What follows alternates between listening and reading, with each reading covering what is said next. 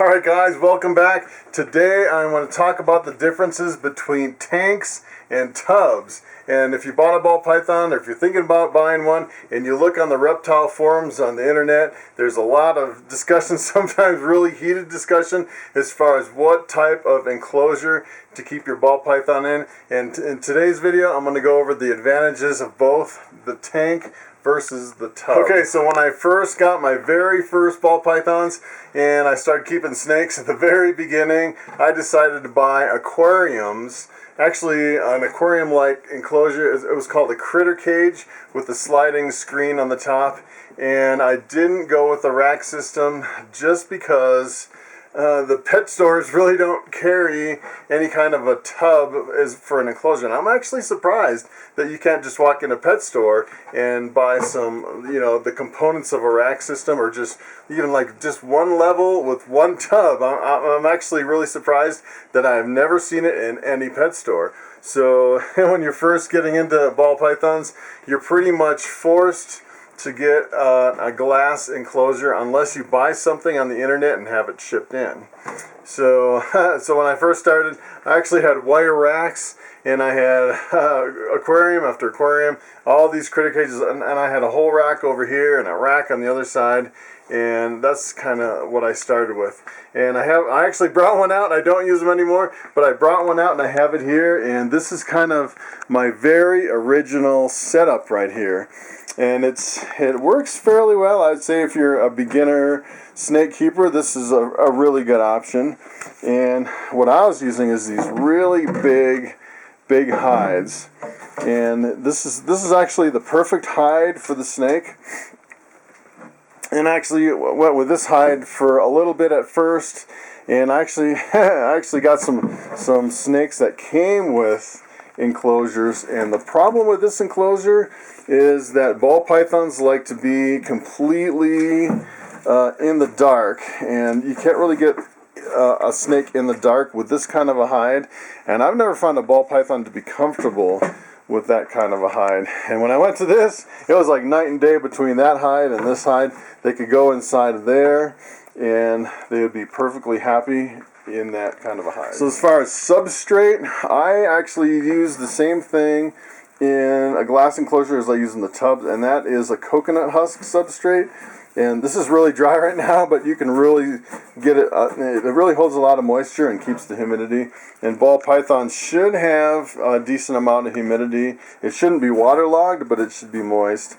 And then I really like these big water dishes. These are really heavy duty. They're exoteras, and the little snakes can actually get in here and soak, which is kind of nice.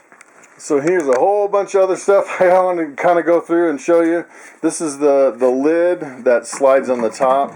And if you have a really aggressive snake, say for example if something other than a ball python, you can actually feed them through this without actually opening the whole thing. That's kind of neat. You can just kind of pop it in there and close it real quick without worrying about getting bit. And for ball pythons, it's not really necessary because they're not really that aggressive. And the other thing you really need is a heat source for usually above and below for something like this. So if you kept this in a room like my snake room here, it's about 82 degrees ambient, you wouldn't need an overhead lamp like this. But if you're in a really cold room, what you want is an overhead lamp with a heat bulb. And then typically if you run a lamp on an enclosure like that, it's going to be too hot. You want a hot side and a cold side, and you almost want a smaller lamp that's not right above the water, or a bigger tank. But you kind of have to figure out the logistics of trying to warm it and have a warm end and a cool end. And then what you really want is you want some kind of a controller for your heat lamp. And typically you can use a dimmer that'll dim the light, and you dim it to the certain point where you can take a heat gun and measure the temperature right underneath the bulb. And I would say the hot spot you'd probably want about 88 degrees. And then you can also have an under tank heat, and that's what I use for my hot spot. So you put this actually underneath the tank, and you have a hot side and a cold side this way. So this would be the hot side with the heat pad. And then you definitely want to control that heat pad, and you plug it into a little jump start heat controller, and it comes with the little probe. And the way I use the probes is I put the probe directly on the heat mat. So this is the little probe that monitors the temperature, and I would just tape it to the heat mat, and then tape the whole thing underneath the tank, and then you can dial in the temperature. I'd set it to 88 here, and it would heat from the bottom. And typically I was heating from the bottom, but I wasn't using a lamp from above. So if you are a DIYer, do it yourself, you can actually buy this heat tape.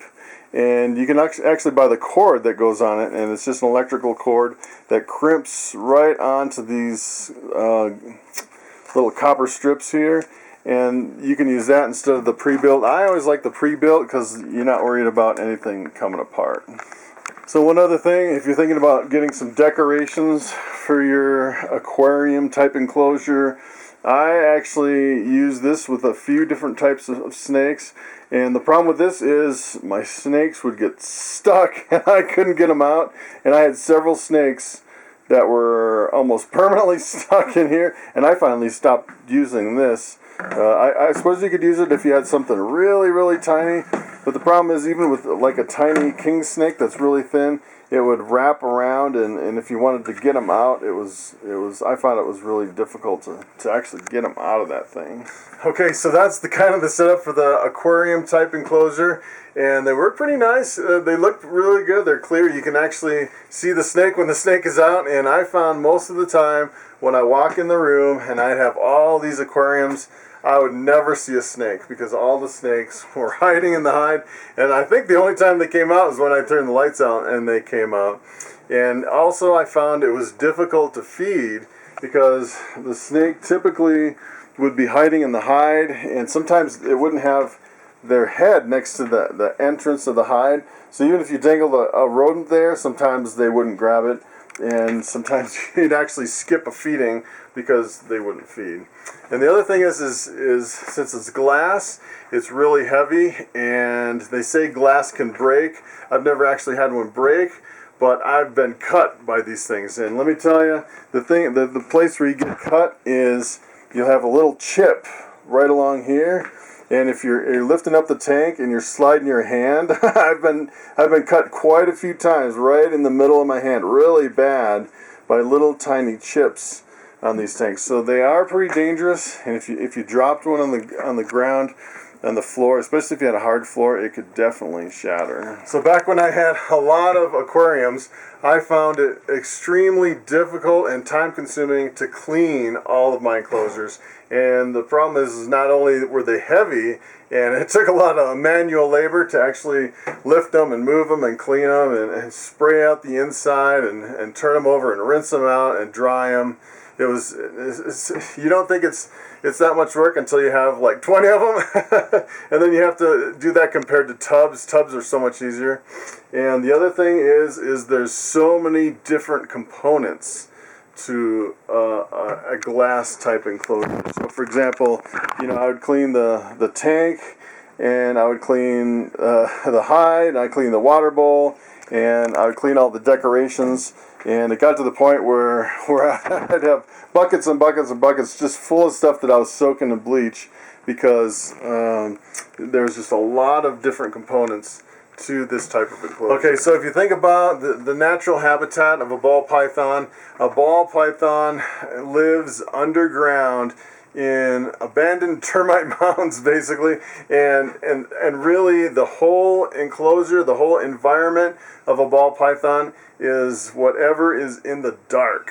So if you look at this aquarium, and it looks pretty big. It looks like it's actually this big, but according to a ball python, the enclosure is actually only the size of this right here. So essentially you're keeping a ball python in an enclosure this big. And when you move them over to a tub like this, let's see, I have some paired up there. But if you move it over to a tub like this, this is This is a little bit bigger. This is actually almost the same size as that. Actually, we could probably take it down and kind of compare the sizes. So if you look at the tub compared to that tank, the tub is almost just as long and almost just as wide. So that is essentially the same size enclosure. But if you think about it from a ball python's perspective, the ball python in that glass enclosure, it would only be comfortable in that hide as big as the ball python. That thing would be cramped in there. So when I moved my snakes over to these tubs, at first glance it seems like it's almost the same size of enclosure, but to a ball python it is like 10 to 20 times as big, because now it has the entire enclosure as a hide instead of just that small little hide. So the other thing you'll notice about these, especially these 70 series tubs, is not only is the whole thing a hide, which gives the snake a lot of comfort, but there's no decorations. There's nothing to clean. You just dump them out and refill them with substrate. And the cup is a disposable little, it's like a Dixie cup, and a deli cup, I guess you call it. And the deli cups are disposable, but I like to reuse them just to save on costs. I'm not always buying cups. And let me tell you, the difference between a tank and a tub for me is night and day. I think it's more comfortable for the snake to be in a type of environment where it has the whole enclosure as the hide, and I don't have any decorations to clean, so it's easier for me. And if it's easier for me to clean, I tend to clean it on a more regular basis. So some people will actually go with an aquarium type enclosure like this, and to try to get around the fact that the snake only has this little area as its safe zone, they'll actually fill the whole thing with plants and branches and bushes and everything. And that's another good option. You can really fill it with a bunch of stuff, and then the snake actually has this to retreat to as like a secret little hide. And it also, when it crawls around the tank, it's a little more concealed because there's a lot of foliage in there. So I found the other thing a lot of people really struggle with as far as having an enclosure like this, especially if you have an overhead light, it really dries things out really fast, and it's almost impossible to keep the humidity up to the point where you won't get a bad shed with a snake. And when I had my snakes in these, I was getting a lot of really bad sheds, some stuck sheds, and the snakes wouldn't shed very good. And as soon as I moved them over to a rack system, they shed really well. So I actually bought my rack system online through ARS. I think it's arscaging.com, and that's where I got all these racks. And if you look at these on the top, I think these are 70 series racks, and this is pretty much, I would say, this is probably the perfect size for any size ball python. And what I did, even for my hatchlings, you could put hatchlings in here, and if you filled a lot of the substrate in here and just dug out a corner way in the back, you could house a ball python in here from hatchling size all the way to adult. And typically what we do as breeders, we'll start out with a smaller hatchling rack like this. This is for hatchlings, and then we'll move to a bigger tub. When the snake gets a little bit bigger, we'll move it to ARS 5040, like a 50 series rack. But the thing I like about the 70 series is you can actually buy a 70 series rack in a single stack. So it just has from here to here, straight up and down, and it's a 70 series single stack, and it's about $100 per level, which is pretty amazing. And it actually comes with the heat strip in the back. So I've actually considered at one point actually buying these ARS racks wholesale and selling them at some of the shows. And I know the ARS 7010 series, I think it would be pretty popular because you could buy individual levels for about $100 and you could stack them. So if you bought another snake, you could just stack another level on top. and it comes with the tub, it comes with the heat strip in the back, and all you would need is a heat controller, really. And you wouldn't need the light on the top, you wouldn't need the water bowls and the hides. And if you look at the tank's not really that cheap either. So I think in the long term, if you went with something like an ARS 7010 rack and bought individual levels as you went, I think it would be cheaper. Even up front it would be cheaper. But the thing is that really gets you with these rack systems is the shipping. And normally if you're buying a whole rack system, they have to truck ship the rack in, and that's what kind of gets you, especially if you're just ordering one level at a time. Okay, so far this discussion has been pretty much a discussion about ball pythons and their enclosures. But as a matter of fact, I had some king snakes, and I'm convinced that king snakes like California king snakes or Arizona mountain king snakes, I'm convinced they are more comfortable in a glass type enclosure. And for me, personally, I think ball pythons are more comfortable in these gray tubs in an ARS rack.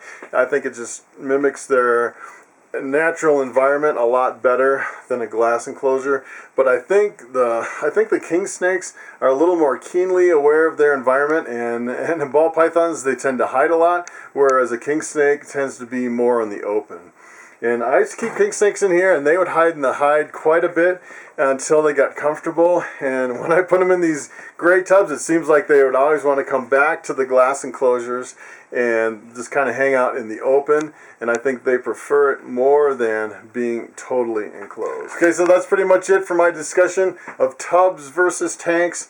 Personally, I prefer a rack system with tubs for ball pythons versus a glass aquarium type enclosure. But the other thing is if you just have one snake and you're looking for some kind of enclosure and you walk into a pet store, you really don't have the option of buying one level of an ARS 10 or some kind of a rack system or even any kind of enclosure with a tub. You pretty much have to build your own or get one mailed, shipped in from the internet.